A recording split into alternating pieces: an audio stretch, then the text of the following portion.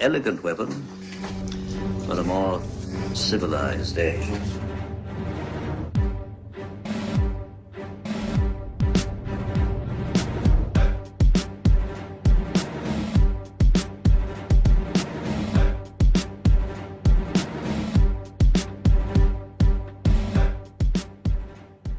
Ladies and gentlemen, welcome to An Elegant Weapon, episode 367. My name is J.M. Clark, J the Jedi, Ross Jedi J, and as always, it is so wonderful to have all of you beautiful babies back here with me in the Smoking Pod studio.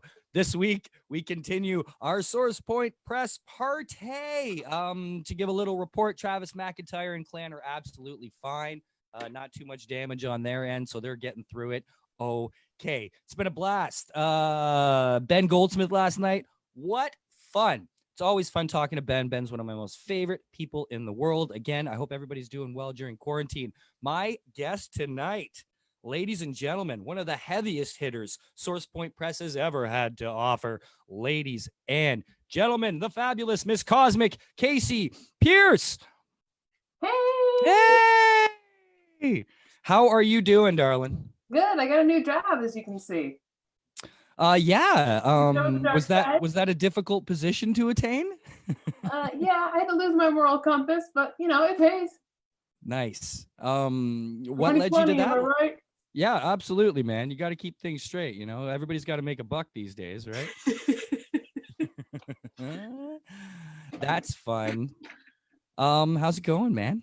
Oh man, it's weird. Everything's at such a slowdown, but to me, I'm like, everything's crazy because we got Nora and Nora issue 1 of volume 2, Nora issue 2 of volume 2 coming out like almost simultaneously because there was a hold from Diamond and now they're entering stores, and then I started school, so there's that. Like everything's happening at once. So thank you yesterday for tagging me to back the comeback. Yes. I was getting to the point where I was starting to wonder, is nobody gonna let me play?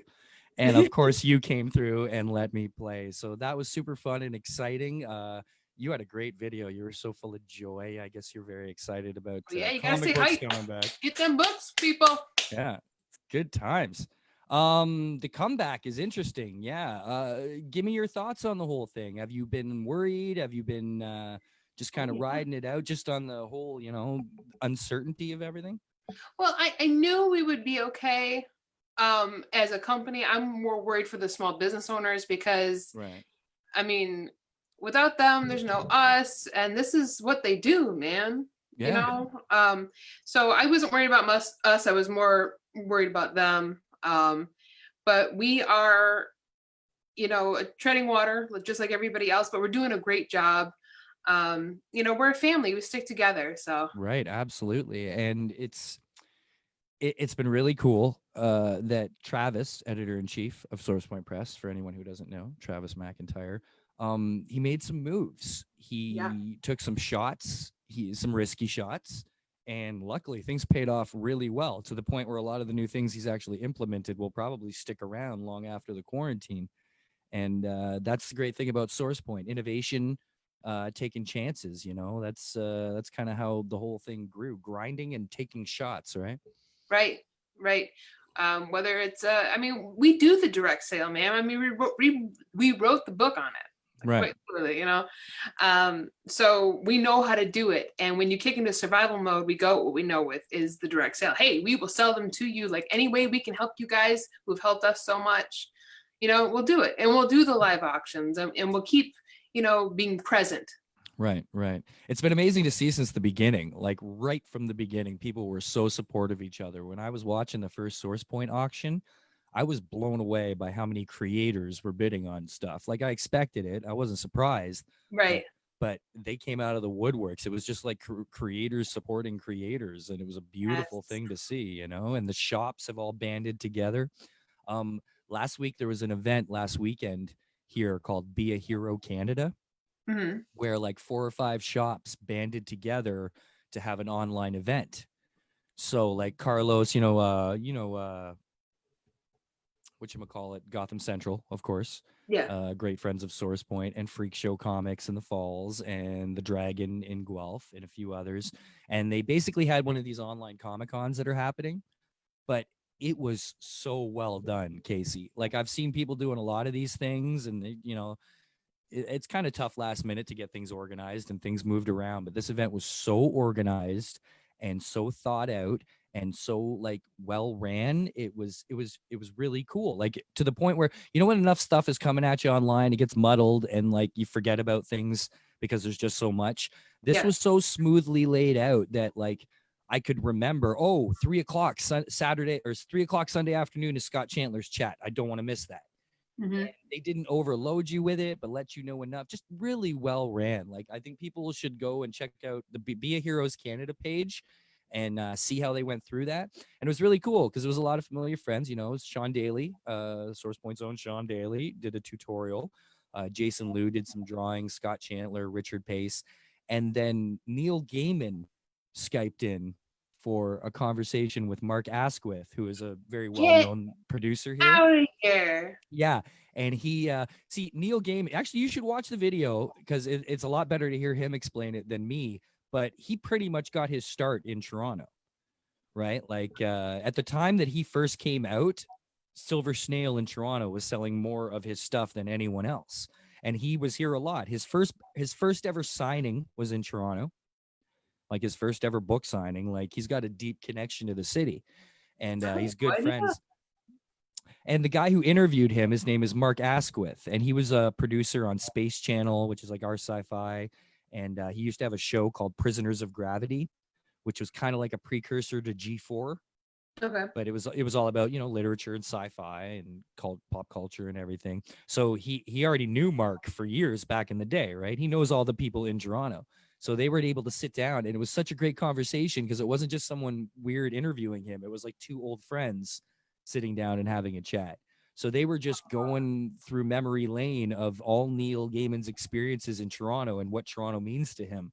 And it was, as a Canadian, right? You're just like, this is the best shit ever. Like, oh yeah, and for him to be that genuine, that's a gift. That's awesome. Yeah, it was super cool. So it was a really, really rad event. A lot of people are saying hi here. Jason Ward is saying hi. Hey! He's thanking Source Point Press for their free comic week. How was that, eh? That was a cool thing to do. That was a very cool thing to do, and I'm so proud of my company for doing it. Yeah, that was really cool. I mean, all you had to do was pay shipping. They were literally free comics that we were just giving to people, Yeah. And it's all about keeping that audience engagement. And if we got to give stuff away for free to do that, we love doing it.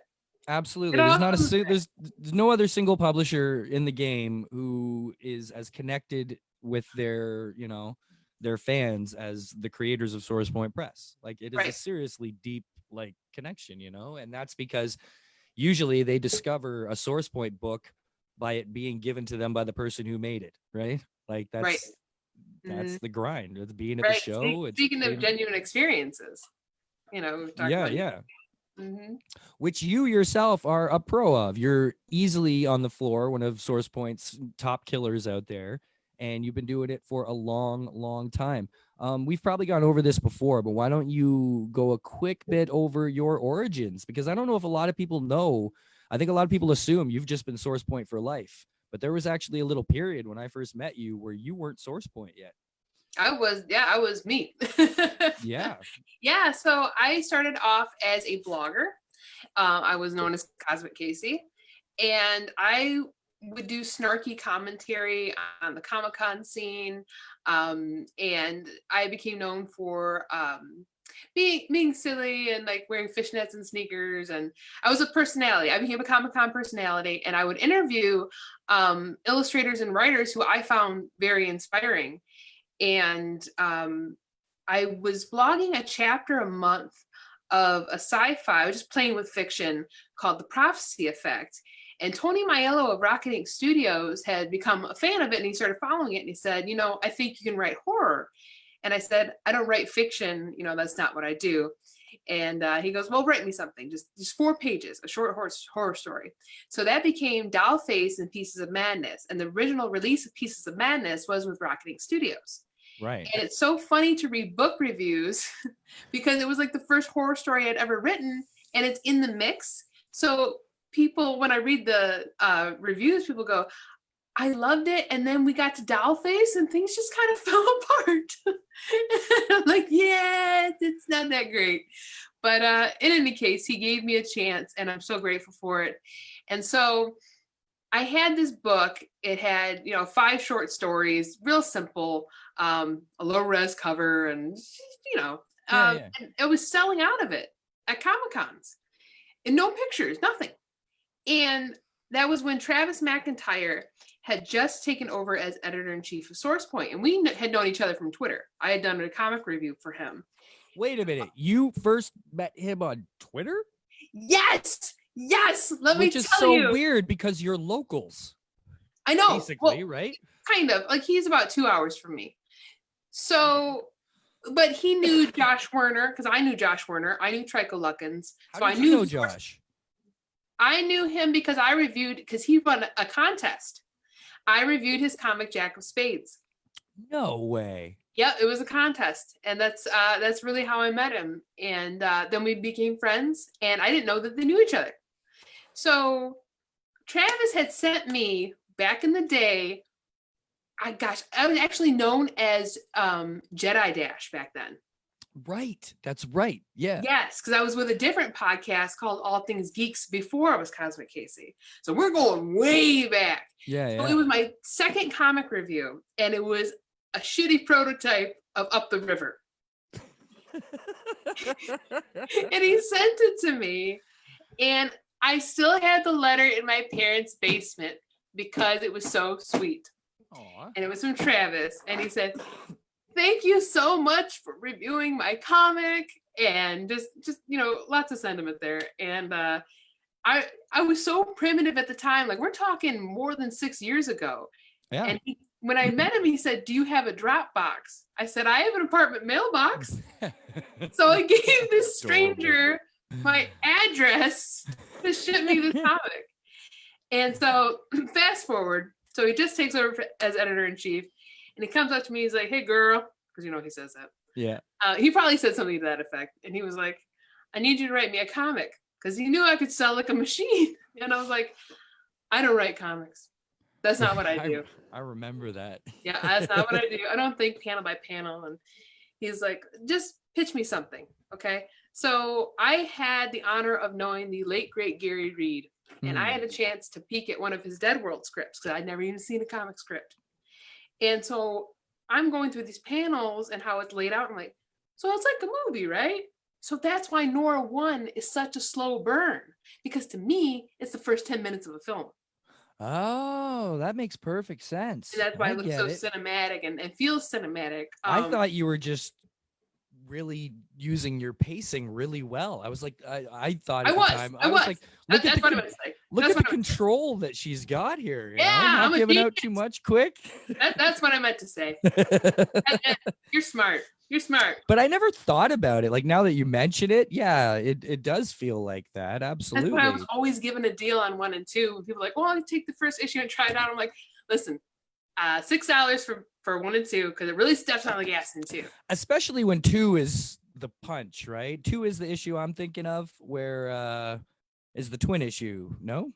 Yes. Okay. So I'm trying not to give too much away with that, but that's what's crazy is you read the first issue and then you read the second issue and you're like, oh, okay. And you kind of see what you've set up there. So absolutely, like, not that the first issue is not beautiful and wonderful unto itself, but it sets you up for a bigger impact if you read the second as well as the first, right? Right. Because as separate stories or not, like, same story, but you've got a new arc in that one little story. But man, I still remember reading that for the first time and just being like, oh my god, fuck you, Kasey. Yeah, I remember. What was it? Gosh, who was it that said this? Ninja Starship. How come I'm like losing it here? Jimmy, yeah, Jimmy was just watching. I don't know if you're still there, Jimmy, but Jimmy, if you're still watching, what up? Listen, like I remember at C2E2, he read it and he's like, "You made a grown man cry." In the way I like, and saying "fuck you" in the way that I just watched Ricky Gervais Afterlife. You ever watch that show? No, but I want to. Oh my goodness! So I managed to get love through the him. first season crying my ass off. I Right? heard it's pretty heavy. I heard, Yeah. but it's good. You know, They in a good just way. dropped the second season, and I watched the whole thing. And then when it was finished, there I was on my couch in tears, literally looking at my TV going, "Fuck you, Ricky. Fuck you," because he had me bawling. And it's hilarious too. But yeah, Feel something like that emotional engagement, you know. yeah, That's why I say in all my editing too is like that's the number one thing that you have to remember, and is that the number one question is why should we care about these characters? What makes me care about these characters? And if I don't care about them when I read a script, I'm like, there's not enough emotional engagement here, you know, because you have to be emotionally Right. invested in a story. Absolutely. Sorry, what's happening here? Devin Fother says Kasey is the best. I love Devin. And Devin says, "Ahoy hoy." And then Ricky Lima says, "Hey, no, fuck you."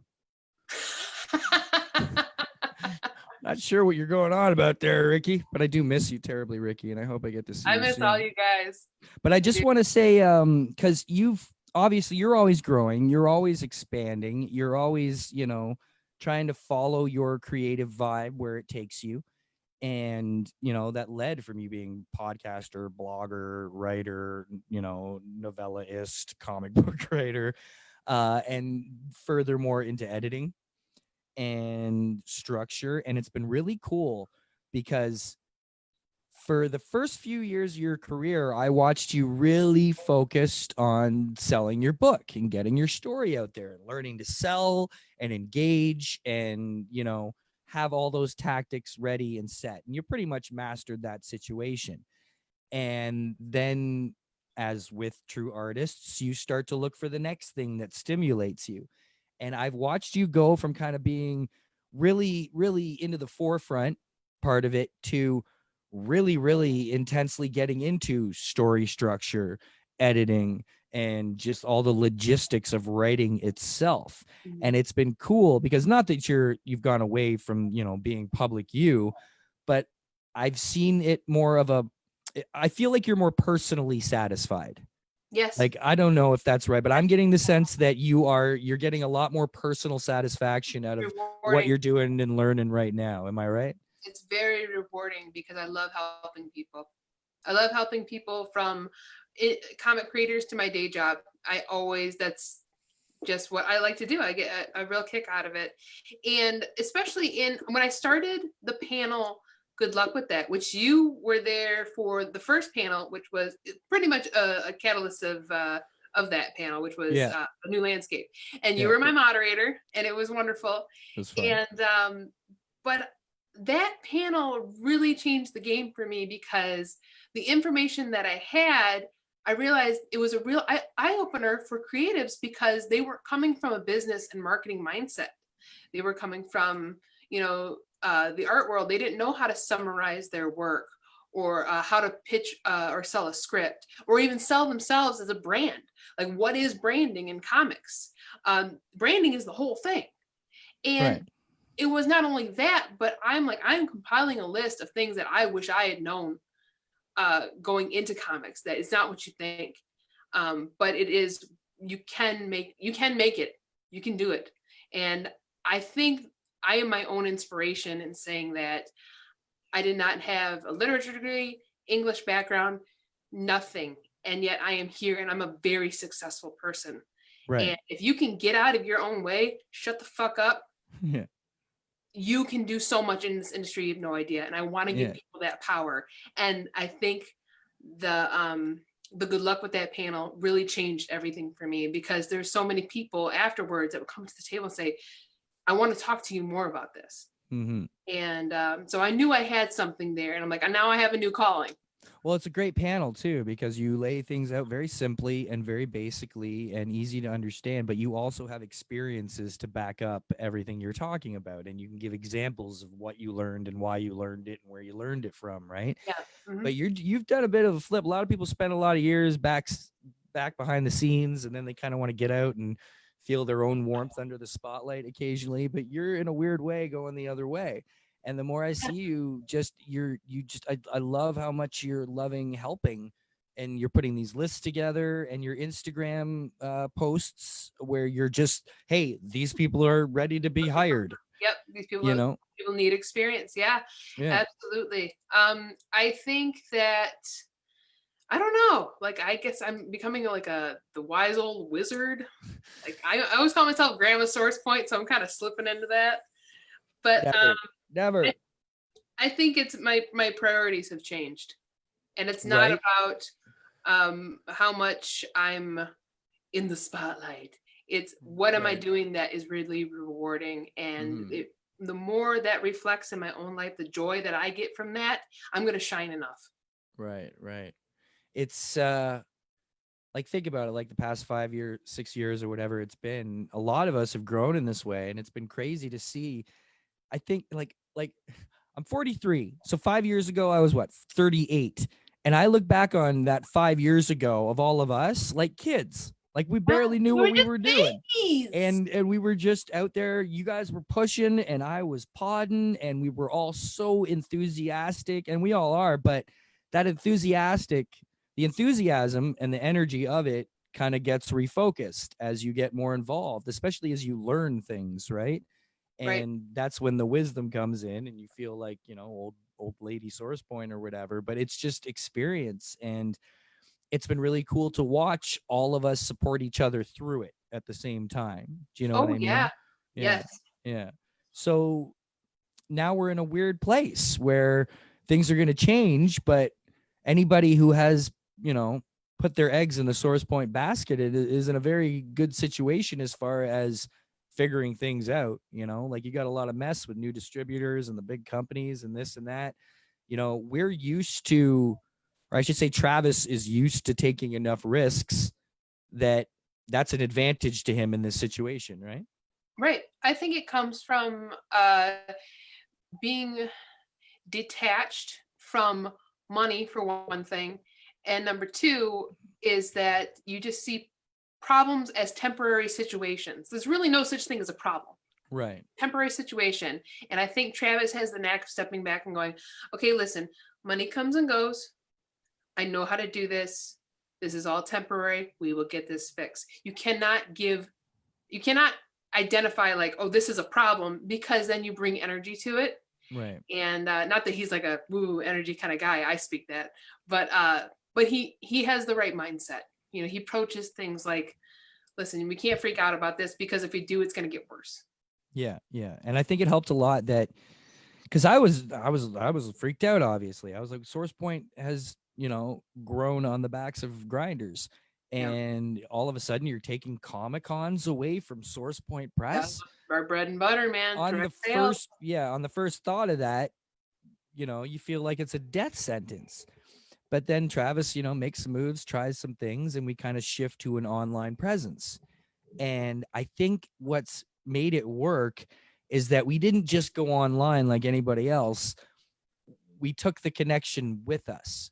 Yep. Whereas we were able to bring that in a way that I don't think anybody else is doing, where when you see Source Point auctions or videos, those are the creators making them.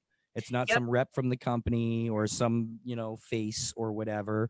Right. Everybody is still as involved and doing it themselves, even though it's on the internet. I think we're still relaying this feeling of family somehow. Absolutely. Yeah. And nothing can stop that connection. I mean, Travis, I think when this all hit, he sent me a snapshot of a bunch of variants in the warehouse of Nora. And he's like, do you have any super fans that would want this? I'm thinking to myself, what are you going to have, a garage sale? No. I said, let's do a live auction. I'll come out there, me and Josh will do it, and we'll just see how it goes. Because I'm like, C4 does it. I stole it from C4. Right. They do pretty well. Why not? Well, we've got nothing to lose. It's become a fairly common thing. Freak Show Comics, our good friends and super good friends of Source Point Press out in the Falls, Keith and Amy, hi guys. They're doing auctions like every day, all the time.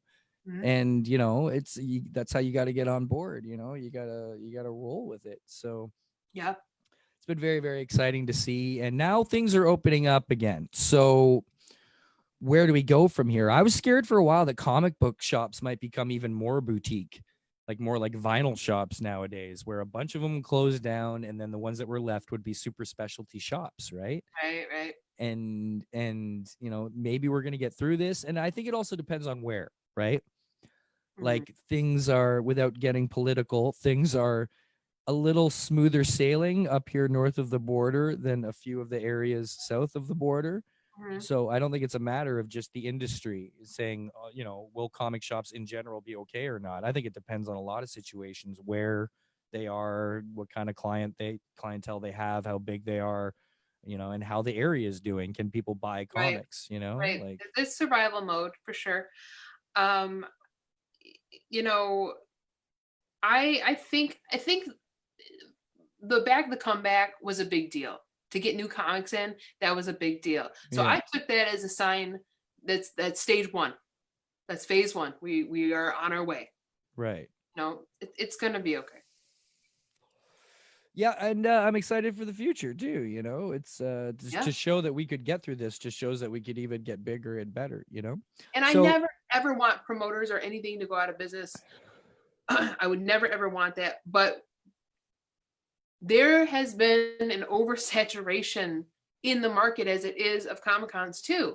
Absolutely. So we needed that kind of halt to bring back the genuine appreciation of a Comic-Con. We need people to really look forward to it again. You know, Motor City used to be a thing that people would save up all year for, you know. Now it's like we've blurred the lines between what is a Comic-Con and what isn't. Right. So somebody who went to a church basement last week was like, well, I just went to a Comic-Con last week. That is not a Comic-Con. Yeah. You know, so when you oversaturate the market like that, people get confused, and then, you know, your numbers get less and less because you're spreading yourself too thin. So now I'm trying to see the advantages of this time, this silence, because when we come back, we're going to come back hard. And you know what? Not just in the, you know, business wise, but I think that a lot of us, and I will include myself, even though I was about to go on a crazy con tear, and this was going to be the year of cons. You know, I'd done 3 in February. It was, I think that personally, for a lot of us, we didn't realize how much we could use this break. And I will flat out say, like you, me, Travis, you know, Devin, a lot of these people who do a lot of this traveling. And I was scared to say it. I'm glad you said it. Well, you have so much fun doing it. Yeah. That you don't want to quit, even when it gets tough and it gets difficult. Tiring, you know, you still want to push through because it really does. It fills that hole in your soul with that thing that you connect to. But I got to tell you, Kasey, it's been great for me. Like, you know, I got those 3 cons in, right? I got Astronomicon in and Fan Expo Vancouver, which was a huge success, our first show, and then and C2E2. So we were lucky enough, you know, to get that one in. I got 3 in. It was supposed to be this huge year of, you know, shows for me, and I'd taken 2019 off to get ready for 2020 and regroup, and then bam, the hammer comes down. They're like, no, you're not going anywhere. And I'm like, I'm left standing there going like, oh my God, I've saved up for this. I've planned for this and it's gone. So what do we do now? Oh, I don't know. I guess we run. So I literally ran and started running. I lost 30 pounds. Yes. And, you know, I started running. I started running and I got so much accomplished in the past 2 months. I can't even tell you. Thank you. My whole life is just like, it's straight right now. But now I'm like I can't go to any Comic-Cons. So I think what I'm going to do is replace it with camping. All right. And, you know, until Comic-Cons come back, I think I'm going to spend a lot of time and go, not just like something else, like find another hobby, but like go the other way, like back into the woods. And do the whole rediscover nature. Well, I got a 9-year-old son, right? Yeah. No problem. No reason he shouldn't be spending more time in the woods, right? That's the direction I took. I reconnect with what really matters. And I think, like, what have you been doing? How have you, like, structured your quarantine? Like, because like you were kind of freelance working anyways, like you're kind of used to this, not all the time Sure. having a daily 8-hour schedule. So how do you go about it? A lot of reading. There was a lot of reading, a lot of meditation, a lot of soul searching. I think a lot of us are doing that, Yeah. like what matters to me, what really gives me joy. And I think that's when my rebrand started, where I'm like, I just want to help people. That's really what gives me the biggest thrill. And Right. so that's when I started doing the posts. These are people looking for work. I just wanted to spread, it sounds so hippie, but I wanted to spread love. That's what I wanted Yeah. to do. And Yeah. I wanted people to be happy, especially during this time. So I did that. And then the editing thing came about from David Hayes, because because I've been on workman's comp since August because I had a bad MS relapse Right. Right. that injured my hand. And I was like telling David, I'm like, I'm thinking about going back to work. And he's like, how's your hand? And I'm like, he's like, I don't like that. So he's like, listen, he's the dean of a college now. And he's like, it's hard for him to keep up. So he's like, you can take over Red Pen Media. You can edit. I know you can. I've seen you do it. And I believe in you. And so that's when I just dived in head first. And I'm like, this is fun. It is so much fun doing editing, because for one thing, I get to read stories before they hit the streets. So I got that in. Right. And then also I get to find windows of opportunity where people sort of go, I didn't even think of that. I'm like, yeah, let's do this instead. Or I know you meant to say it like this, so let's turn it up a little and we'll say it like this. And they're like, oh my gosh. And it's fun. It's so much fun to do that. And I have the best clients, absolutely the best, very receptive. And I've changed a lot of people's minds about what the editing process is and what an editor does. We're not stifling. We are trying to give you the best quality product. I think that was the biggest awareness raised last year. I think the thing that people most learned in the comic industry was the importance of editing, which it always has been. I've always kind of known that. I mean, like a lot of it, maybe it's that I didn't notice, because in Toronto, editors have always gotten a lot of respect. Toronto's really good for giving a lot of respect to the odd roles that go within the comic community. Do you know what I mean? Like a lot of people who've never even made a comic have a lot of respect for certain whatever things they've accomplished. And it just seemed like a lot of people were talking about editing last year and going on about how Allison important it was. O'Toole, one of the Lord. trailblazers in Toronto. If you're in Toronto comics, obviously you know Allison O'Toole, who you introduced me to, Wayward Sisters, and she edited the Sirius series for me. Say that sometimes fast.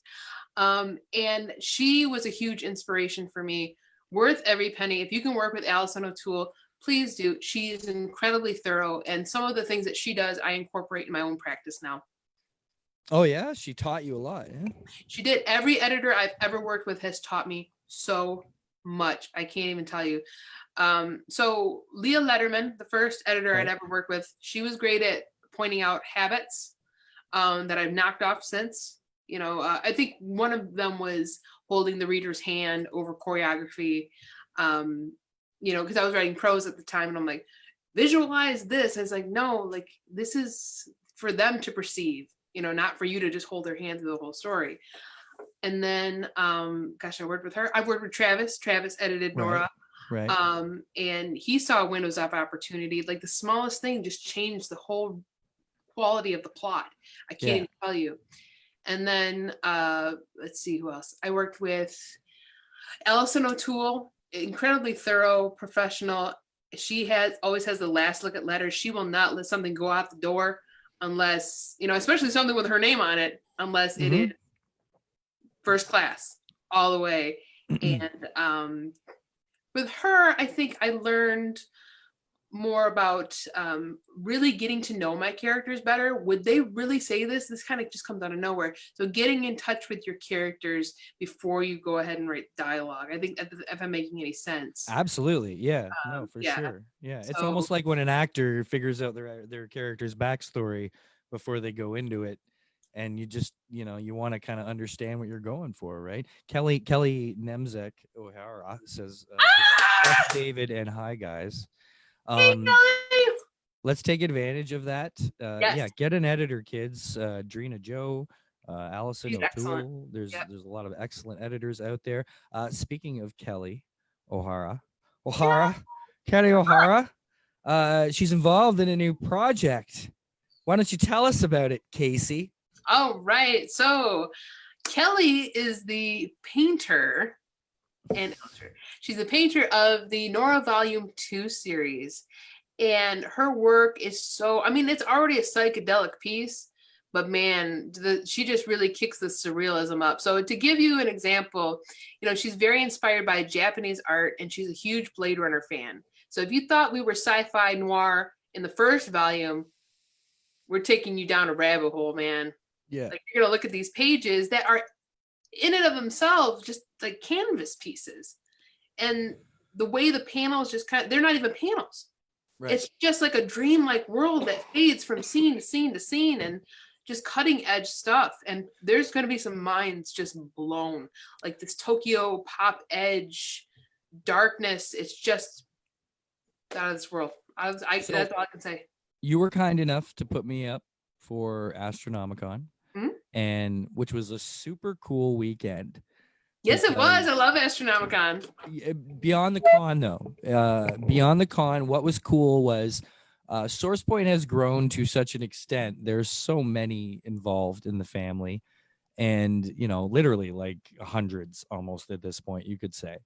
Yeah. But that weekend, and I don't know how it turned out this way, because I only came out for fun. I missed you guys, hadn't seen you in a while, so I wanted to come out. So, and they're always kind enough to give me press at Astronomicon. It's a great show. And where was I going with that? Were you talking about the Nora pages? Kelly O'Hara came over? No, that's not where I was going. Sorry. So I'm going there too. Sorry, I'm going too many places at once, kids. And this pen, you see me sucking on this. It's not helping the situation. In there, I just okay, so pull it in, Jay, pull it in, you're okay.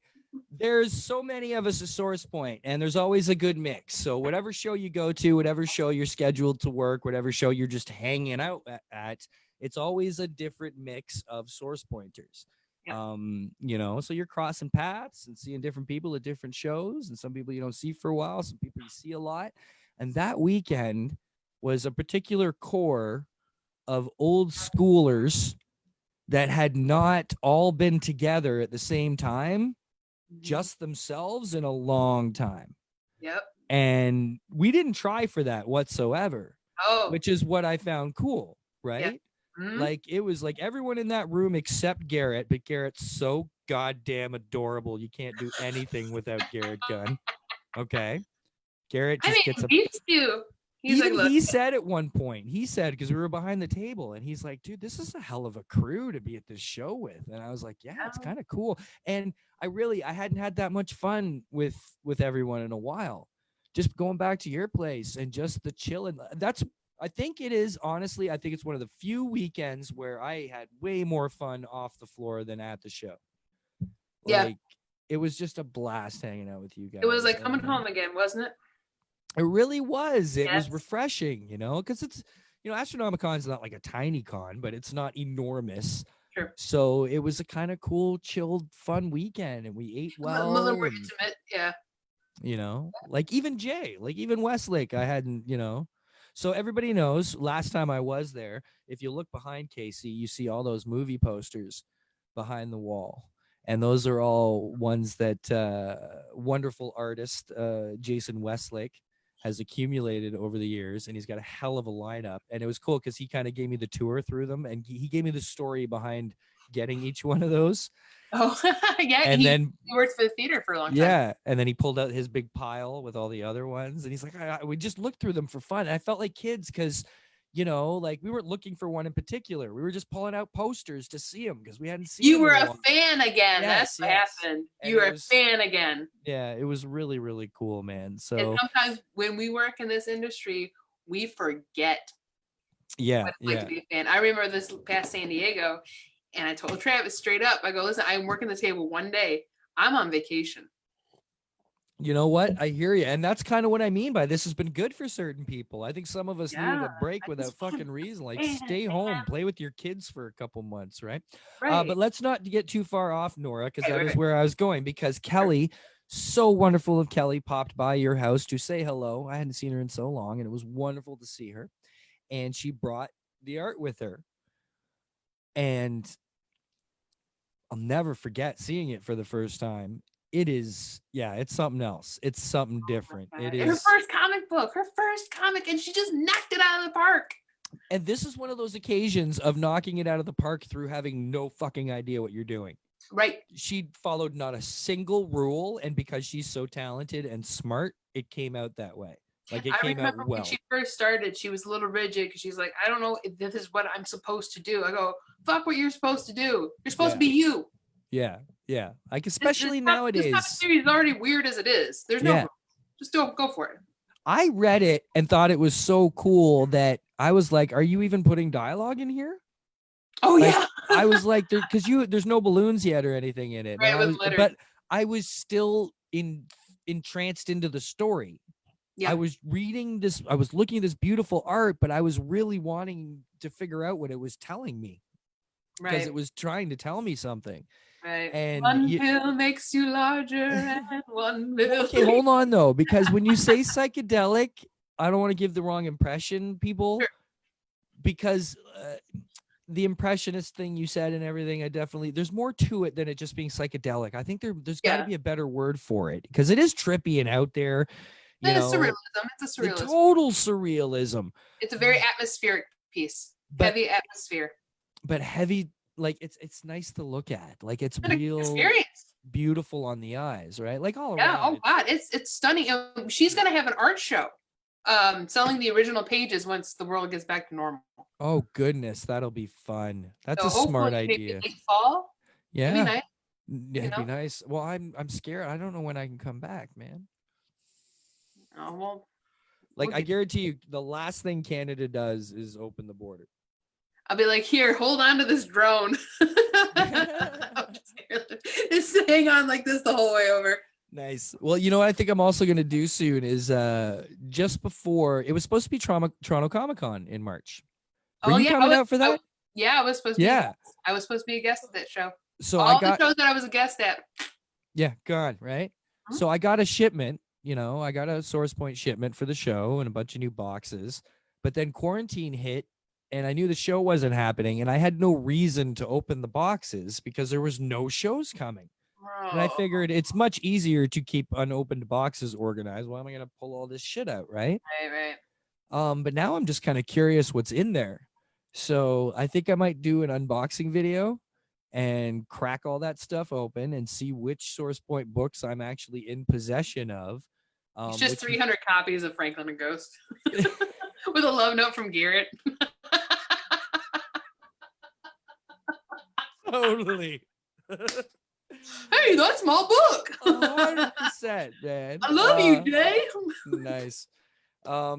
Yeah, maybe I've still got I still had a bunch here, but it'd be cool because maybe someone, maybe we can do something fun here. And I'm wondering at this point how many more things are going to keep going along now that they're opening up. But I hope we continue to support online and we continue to have these auctions and all that good stuff, But the galleries, you're right. I miss that stuff.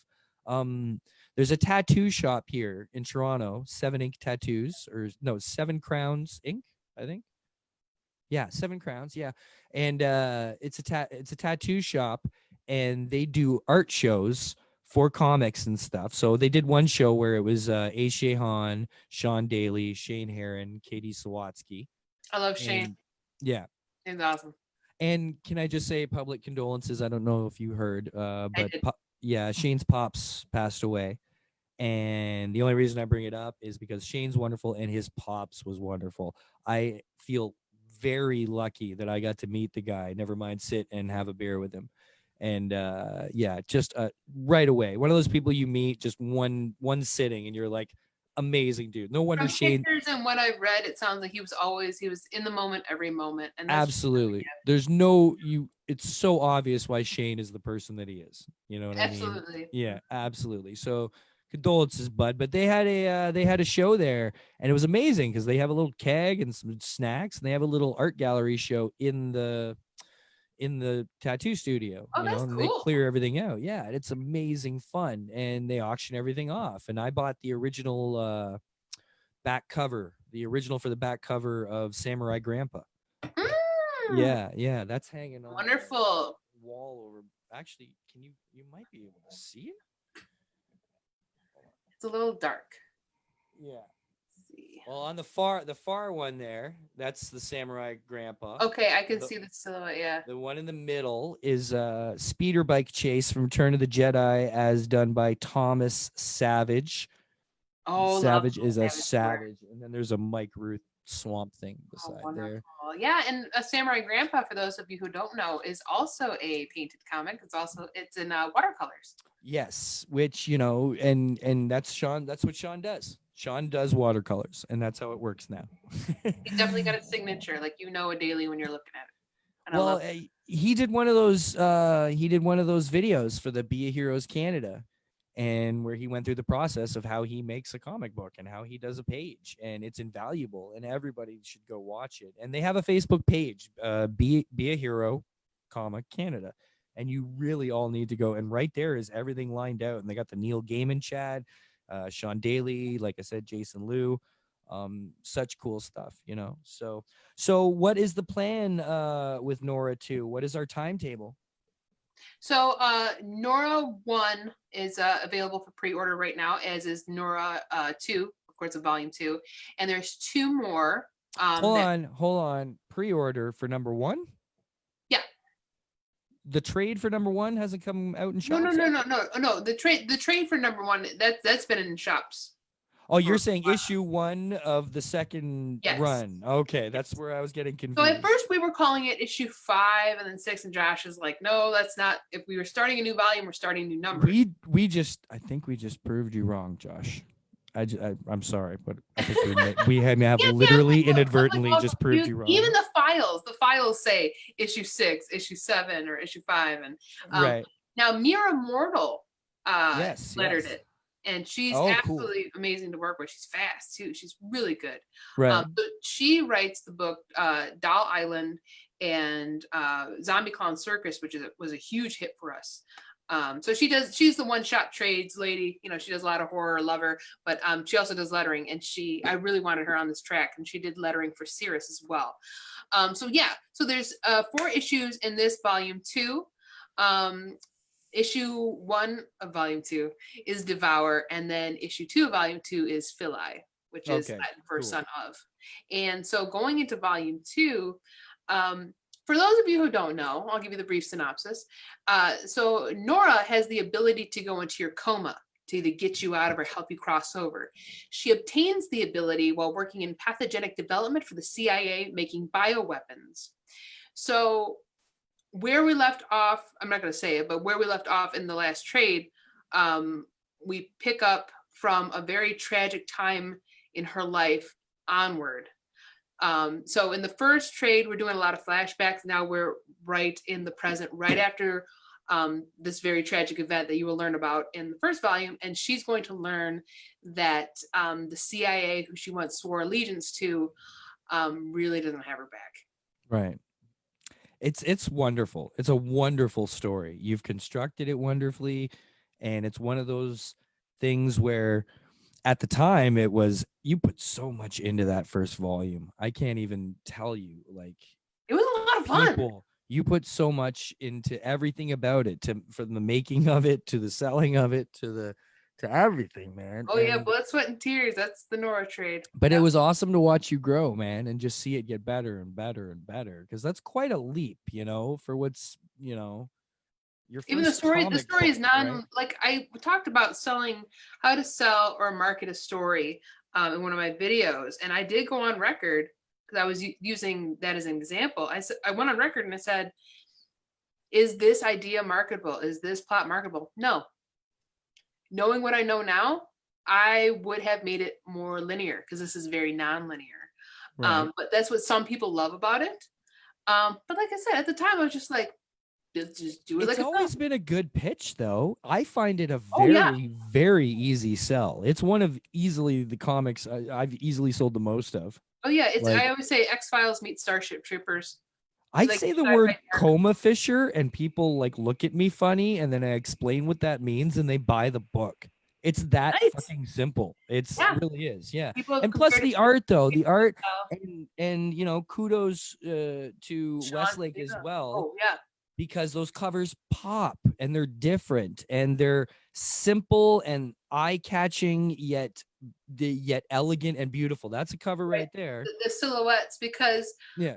I think it leaves a bit of mystique because when they open it, they're like, wow, I did not expect that at all. Yeah.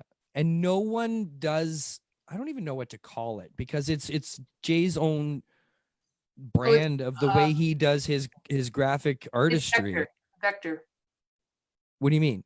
Vector is the name of the art style. Like It's like vectoring. So it's like when you have silhouettes, it's vector minimalist art. oh, okay, I see. Well, I'm kind of like trying to describe like his mastery of his like colors in that Oh yeah. method. Do you know what I mean? Like He loves textures. I don't know anybody who can do more with one color than Westlake, right? Like Right. you know what I mean? From his DC prints, which I love the hell out of. But when you look at like the Riddler or the Mr. Freeze one, it's nothing but blues. But it's the way he uses the different kinds of blues to complement each other. And you know, it's almost the way he can create shadows with a lack of shadows. I don't know. I'm always so impressed by it. Yeah, you know? his illustrations, if you have a chance to look, it's Jason Westlake Art on Facebook, Jason Draws on Instagram, and he always does sketch cover sales, but he is like the king of the sketch cover. His original illustrations don't look anything like this, and like Jay was saying, it's almost like you're looking at his backgrounds have movement to them, if that makes sense. You know, Yeah. And like I said, even with the layers and the textures of his backgrounds on the covers, I think that sort of reflects in his original illustrations as well. Gosh, I wish I had a sketch cover here in the basement. I would love to see him do like say the James Bond opening. Oh yeah, You know what I mean? yeah, Like the tunnel or the barrel. yeah, that's the feeling I get from his art. When I look at it, it's almost like just a static representation of a James Bond opening He theme. loves James Bond. You know, Absolutely. just the way they use the shapes and stuff. It's great stuff. So Yeah. By the way, he lives here. yeah, Like, yeah.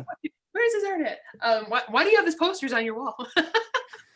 And how's he doing? How's he's been through this whole damn thing? What is He's been working from home and hates it because when you work from home, there's no boundaries. You know, they figure, Right. well, you're at home, you're not doing anything. So, and it's hard to keep focused because you're not used to working at home. Yeah. So it's like we'd rather be playing with the cats, than doing this shit. I'm so happy that you've somehow genetically mutated yourself into being a cat person. Dude, I'm telling you, love and Clarendon, baby. Like when Cornelius kept showing up. Now, how are you? Is it personalized to your kitties, or have you been around other kitties and are okay? What's the situation? I've been around other kitties and I'm okay. Yeah, I definitely evolved. I still have to take allergy medicine because I'll pet them and like touch my eye, and then all of a sudden it's super red and dry. My neck will itch, or but it's not like it was. Wash your hands, man. I will. Every time You've heard that enough lately, right? Oh, I know. Right? My COVID. I see your little let's just end this off. I see behind you your weight setup and stuff. Yeah. Can I go back to you, or I wasn't planning on talking about this, but can I tell the story a little bit? Yeah, whatever story you're about to tell, go for it. Well, I'm trying to be, you don't talk with a lady about her weight. Oh, no. Again, I love to inspire, so take it away. Yeah, so you were huge. Yep. and now you're not. Right.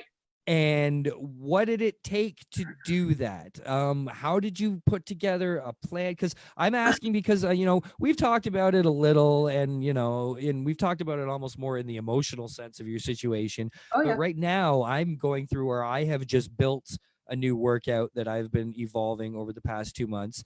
Shout outs to Fearless Fred Kennedy for your assistance with this, because you, Dave Bishop, you guys have been my workout buds and very motivational, inspirational, great tips. Fearless Fred, he's also putting out these workout videos every day of, little exercises you can do. It's very cool. You should check that out. So I've been, putting that together. So I'm curious about how that experience was for you, learning to work out and put a routine together, or diet, or what did you even do? So I think, gosh, I was 27, I think. Yeah, 27, 26. Because I knew that I had recently, that's when my MS really started kicking into high gear. Like, it was kicking my ass.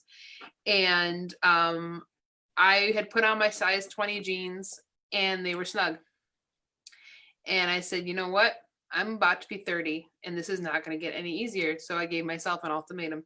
Well, it was more of a question. It was more of like, you either accept yourself as you are and you're happy, or you change it. And I knew I wasn't happy.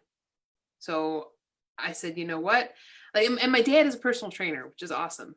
And when I went to him and I said, Dad, I need help losing weight, he had like a notebook like this, like a line notebook. He already had everything written out and he was like, all right.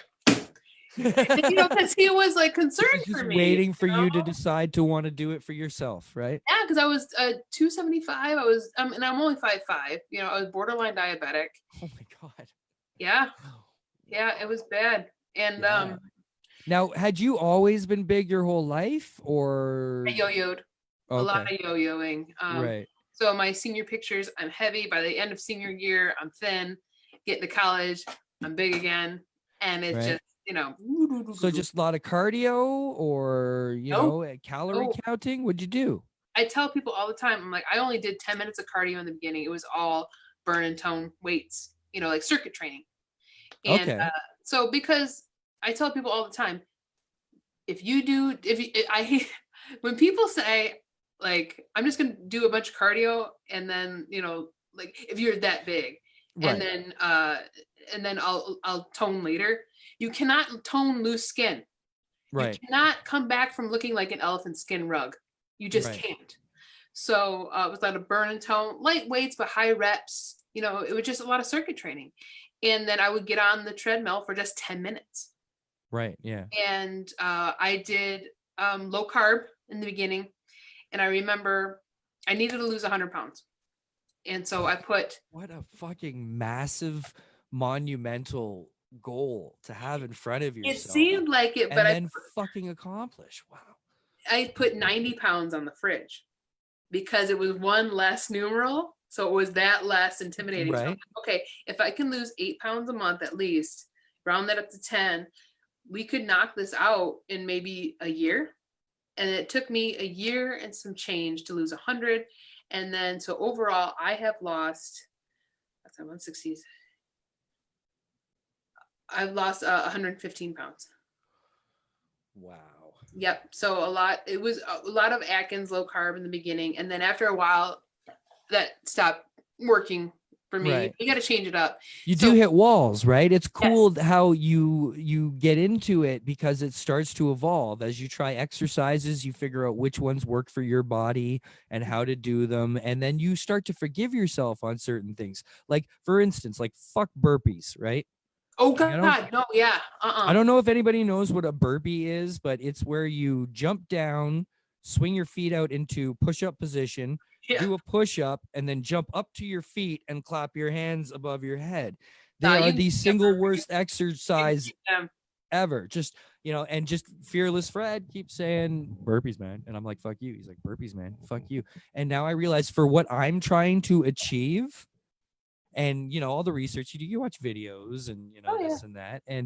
And for what I'm trying to achieve with my body, the single number one thing I could be doing is fucking burpees. Right. But I have a very bad back, 20 years of tree climbing. I have a degenerated disc in my lower spine. So I have to be very careful about, how I bend my back. And I can't do the impact stuff. Like I can't do any impact, not just low impact. I have to do like zero impact. Sure. But I guess you can do things where you can go down, put your hands, and then rather than throw your feet back, just walk your feet back. Do a push up, walk your feet back up and stand up and just go like this. Okay. So, it's a lot less extensive burpee, but it still gets my fucking heart Right. rate It's just going, modified. right? Yeah, it's just Yeah, but modified. it's cool. It's just cool as you learn as you go, So, Mhm. if anybody out there, and I know there's actually a few people who've been inspired and really, done things for themselves over the quarantine, and it can change your life, man. And you know what? I wouldn't be surprised if you were to admit that everything you've accomplished in this industry, in part stems from the confidence you gained through going through that experience. Yes. Yeah, I mean that's a catalyst because I was never this sort of overachiever in my high school days or in college. It's when Right. I lost weight, I'm like, I can do anything. And so, and I did. I did. Yeah. So, I can't tell you how great I feel, energetic, and I feel good. And and you you took kind your of, life back. you know what? Yeah. And there's things that like you think that are impossible, like I've been climbing trees for 20 years. I am not out of shape. I'm never out of shape, or I Right, right. couldn't do my job. I manage. I have enough strength. I'm not obese, but I've been carrying around this beer belly and these love handles, and all of that for, pretty much my whole life. Yo-yoed a bit, but not to a huge extent. But I got to a point where I was like, you know what? Once in my life, I want to go all the way the other way. Like my goal is like Tyler Durden, like Brad Pitt in Fight Club. Yeah. As ridiculous as that Mean and sounds, mean. No, it's not ridiculous. I now for the first time believe that it would be possible for me to have that kind of physique, or at least, Yes. in that area, that I'm like, you know what? Fuck it. Fuck what anyone thinks. And people have doubted me. Like my own mother is just like, you're crazy. You're too skinny. Like you look sick. And I'm like, thanks, Ma. But No, I'm going to no. do it. I'm going The to fucking only do it, thing people. that you really like, there's a lot of things that we don't have control over in our life. Sculpting your body is not one of those things. We have control. Yeah. Which, You do whatever you want. You just have to find the means to do there's it. such a mental block keeping us from trying it. And you know what I'll be honest with is, how it started for me was I was going through a rough patch in like January, February, and I was kind of depressed. And I had no appetite at the time and I wasn't eating much. And it felt good to be hungry. It was something to focus on. It was something, I felt my body eating itself and changing. There was something about it that I felt good when I felt hungry. Right. And it was a weird connection. And I didn't go overboard. I wasn't not eating, but No, I it's just not started starving eating yourself. only when I was like starving or knew I should, or, and then I kind of got into it. And then I went for a run one day. Well, no, that's not true. Sorry. I started going out for walks with my kid, and he's 9, and he would go on his scooter and I'd kind of walk quick behind him. And we went for like a week of walks. And one day I got up and I was like, you know what? I'm going to go for a jog. And I went for a 10-minute jog and it almost fucking killed me. I almost died. And I was like, okay, I got to get better at that.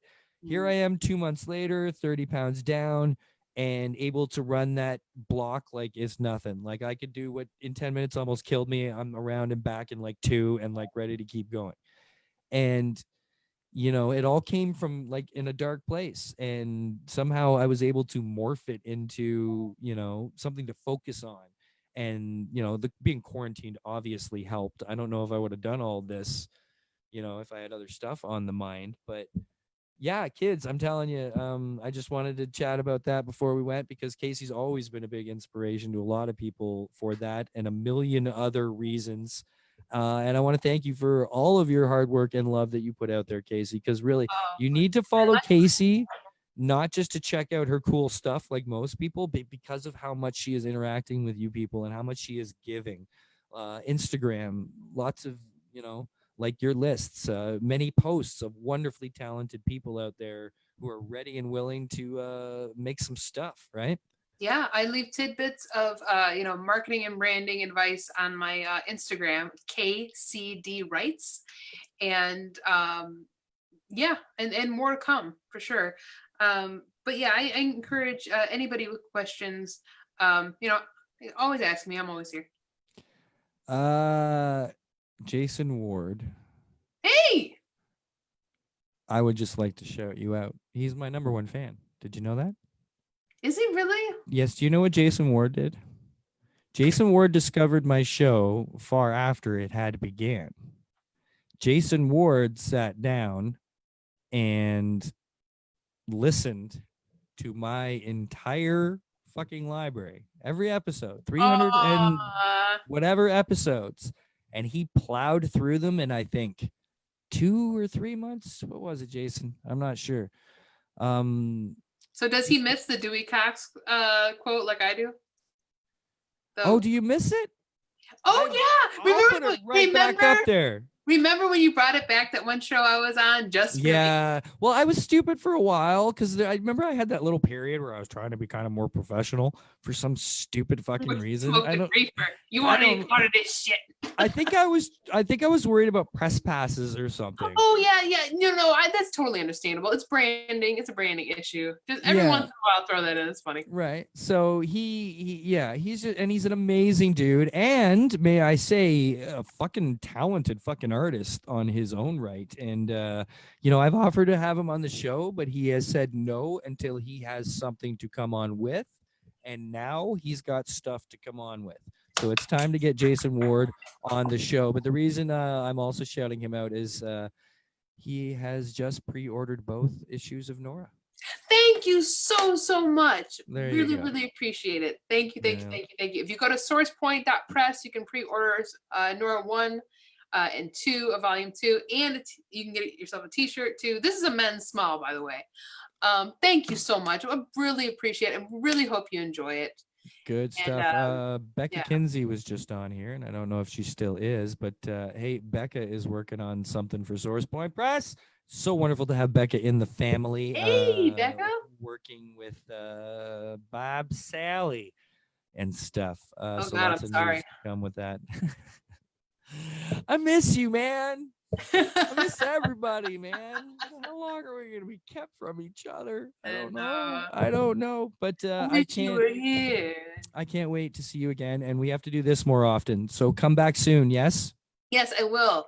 And don't forget to follow Kelly O'Hara as well. She's Bebop Art on Instagram, and I think.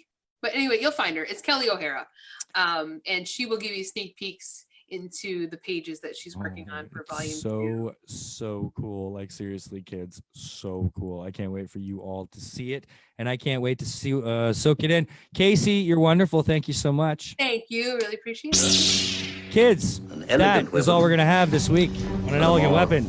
Civilized age. Pecaris.